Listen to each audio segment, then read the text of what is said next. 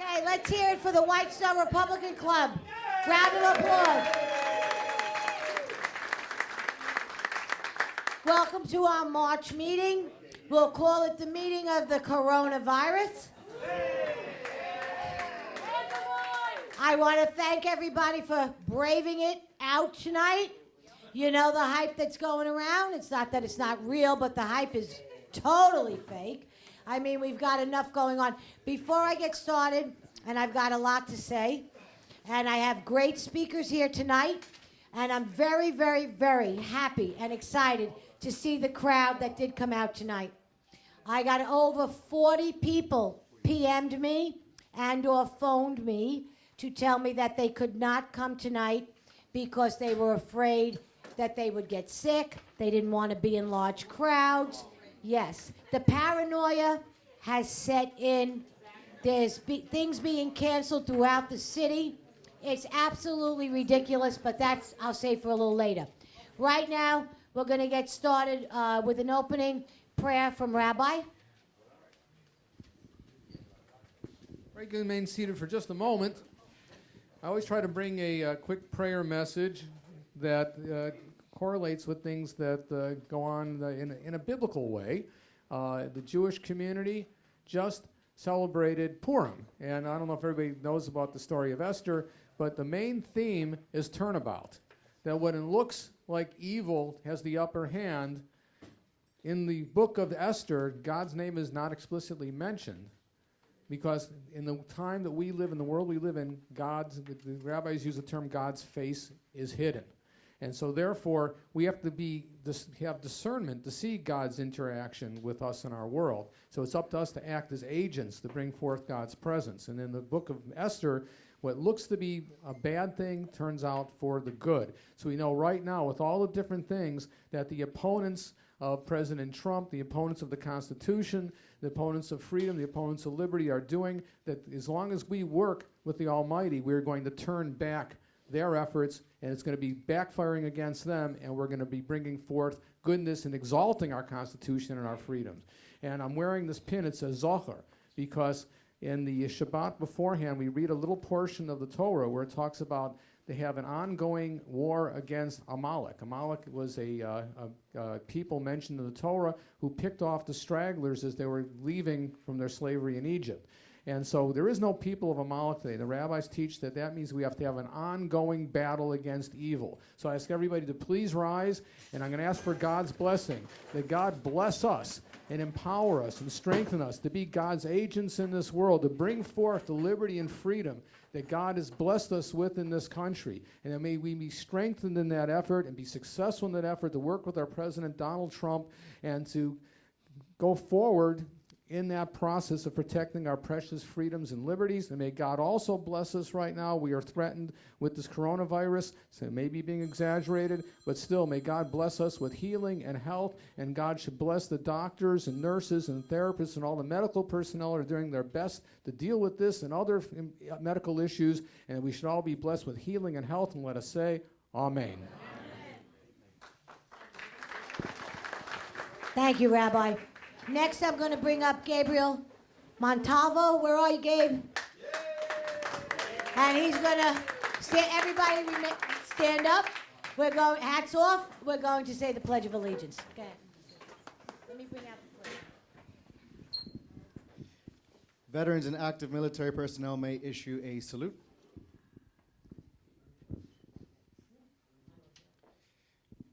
I pledge allegiance to the flag of the United States of America, and to the republic for which it stands, one nation, under God, indivisible, with liberty and justice for all.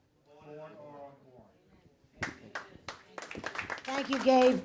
I would also like to announce, Gabriel, stay here for 2 seconds.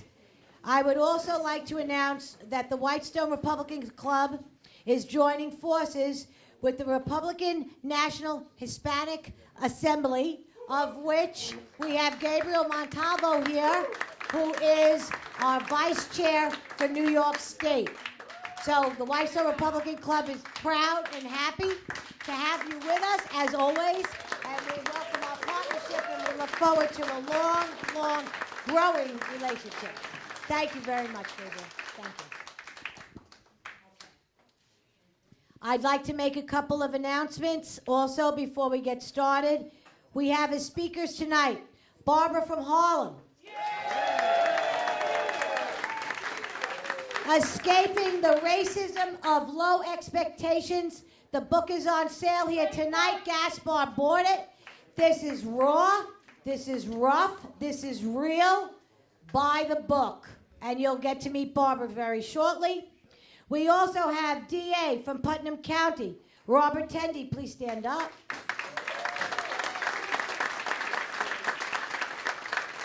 Thank you for traveling down from Putnam County. Can't wait to hear what you have to say. We will have Joe and Patrice here. He is the founder of Blue Lives Matter. So we're really looking forward to supporting our cops. He'll be getting here at about 8:15, 8:30. Okay, going forward, I'd like to thank Mike Ferrara in the back. He has a show that he hosts on Public Access TV, and it's called Talking GOP. And Gabriel also is a co-host of that show. It's on Spectrum Channel 34. Public Access, you guys have to kind of look for it a little bit, okay? Because I'm not aware of, and I don't have his flyer with me, so I'm sorry. He ran out of flyers, but please look for it. It's a new show. It's worth your time. Next, very, very important. We have coming up, we have the president. Where are you? Phil Orenstein, please stand up. We have the president of the Queens Village Republican Club, the oldest Republican club in the country.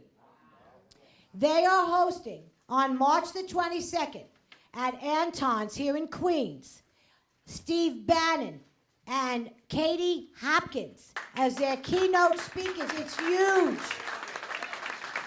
This is the 145th, 145 years. This is their 145th annual Lincoln dinner. Don't miss it. Please see Phil at the end of the program. But on your table, you are going to see forms, and on the back, how you could sign or reach Jim Trent or Phil here. Please go to the website, reserve your seats. And I'm very happy to say that the Whitestone Republican Club not only has one table, but we're spilling into what looks like 3 tables.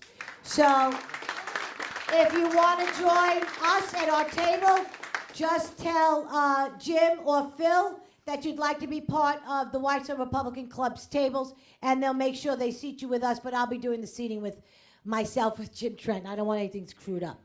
Okay, I'd like to also say tonight, we have here Rabbi, stand up. He's being honored with the Religious Freedom Award. And my very good friend, Dawn Eskew, stand up. I am thrilled to death that Dawn is being honored with the Sanctity of Life Award this year. Her work is tireless. These women do not know how to stop. And I'm very happy to say that I was the first person that Personhood ever endorsed as a pro-life candidate for my state Senate run in 2018. This is a big night, everybody. Please, we need everybody. There's so many honorees, but these 2 are here with us tonight. So I took the time to announce them. But your papers are right there in front of you. I also want to talk about, in the back of the room, this is a fabulous piece of paper. Pick it up, look at it. We have in the back my friend who is running the 2A for New York State. Now, everybody knows what's going on with the Second Amendment. We're under attack, okay? These are movements that we need to get involved in. I'm very happy to say that the Whitestone Republican Club is partnering with them as well. So this is 2ANYS. And we are planning, the Whitestone Republican Club is planning to do a outing at a gun range, something brand new. And we're going to teach everybody, including me, how to hold a gun. Please see him in the back of the room, okay? And sign up is going to happen on June 2nd. It's a little pricey. Chris, stand up. Sorry, Chris. Sorry, Chris. And please see Chris in the back of the room. He's got a great organization, and he was a speaker last month. So we're going to hear more from him as the months weigh on. Next, you have another piece of paper in front of you. It's a bail reform town hall. I'm very proud of this town hall, and if the coronavirus doesn't kill us all, by March the 25th, I'm hosting it along with Joe Kincannon and Phil Orenstein with the Queens Village Republican Club, and Phil McManus, where are you? Okay, the Rockaway Club. Worked very hard on this panel.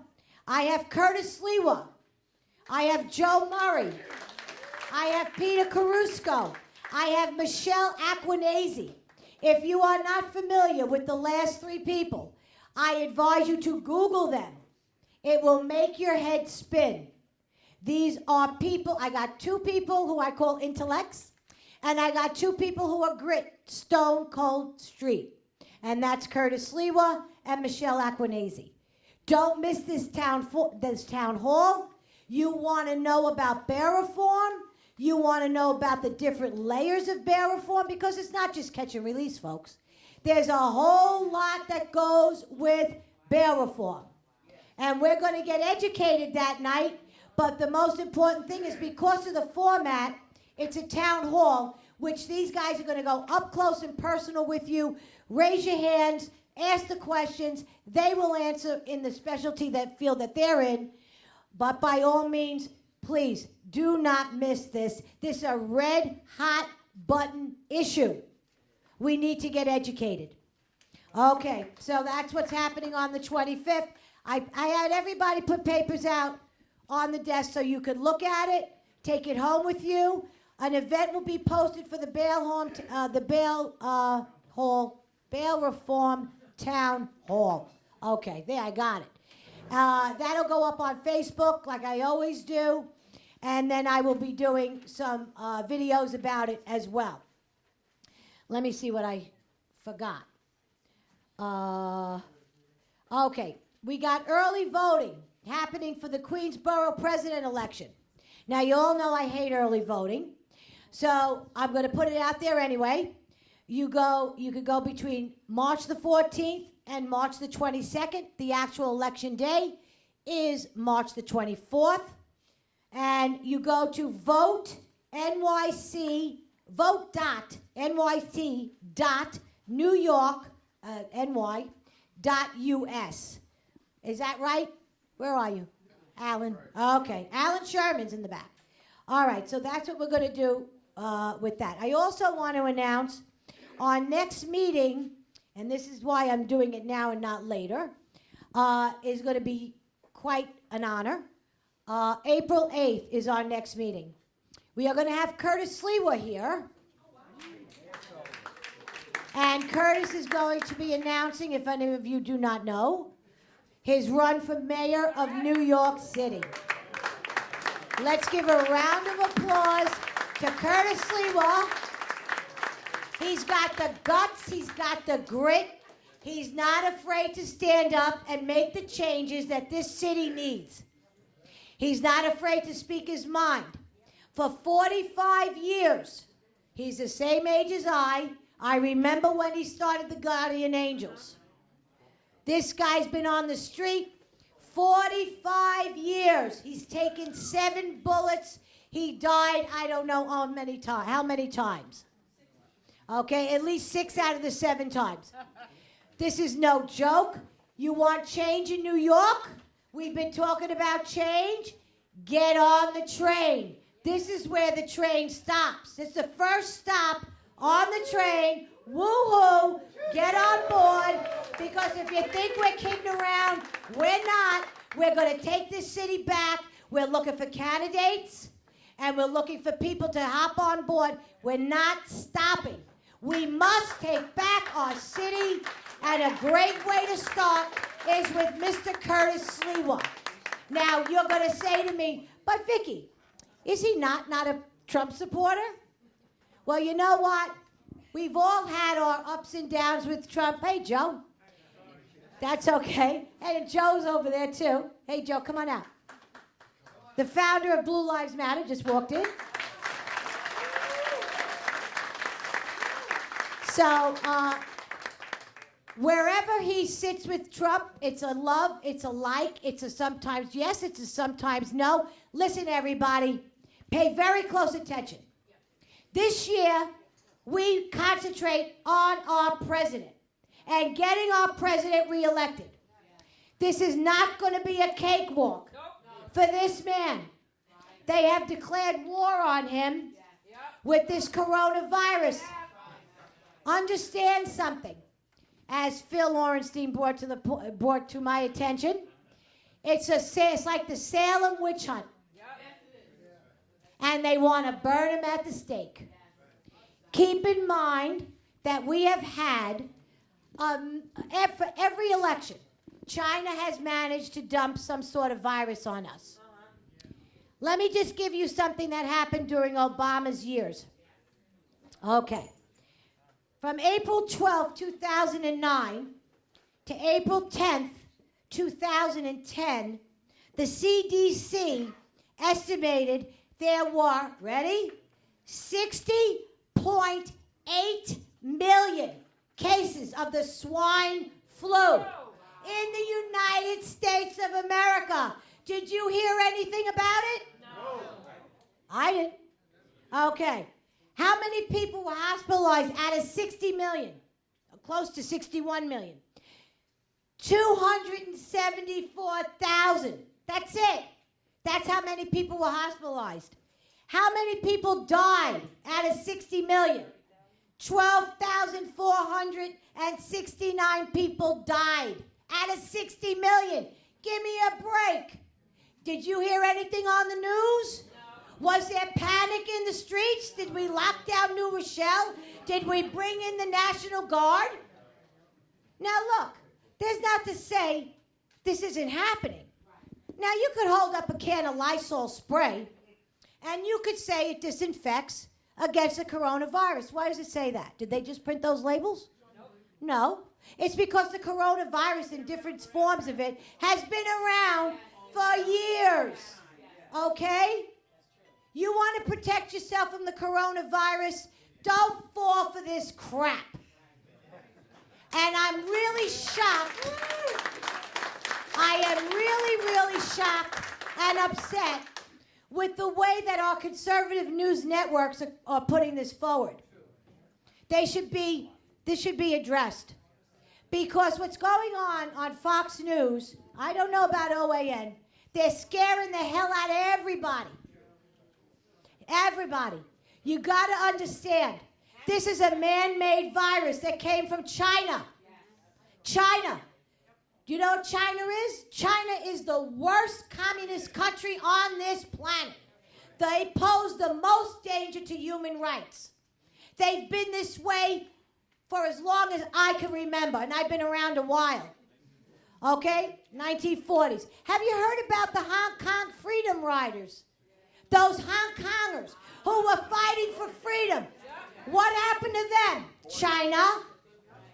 What happened to them, China? Okay, that these young kids, by the hundreds of thousands, were carrying their wills in their backpacks and fighting them. Full force. That's all I heard about. I was posting it like mad on Facebook. One or two of my views got over 32,000 hits. Now understand this. This is no different from any time before. That doesn't mean you don't have to be careful. Of course you do. Of course you do. But you're going to allow them to crush our economy? This is germ warfare. This is economic warfare. Think of the attacks on our president. What does he have left? His economy. What does he have left? Because they've tried to do every gosh darn other thing to him. That's all he's got. So if we keep everything in the proper perspective, which nobody is, if we keep everything in the proper perspective, we will actually understand. Take a minute and educate your neighbors, educate your friends, educate your families. Because I was told today, you're 65 and you smoke, you could die from this virus. I'll take my chances, okay? The man upstairs will decide when I die.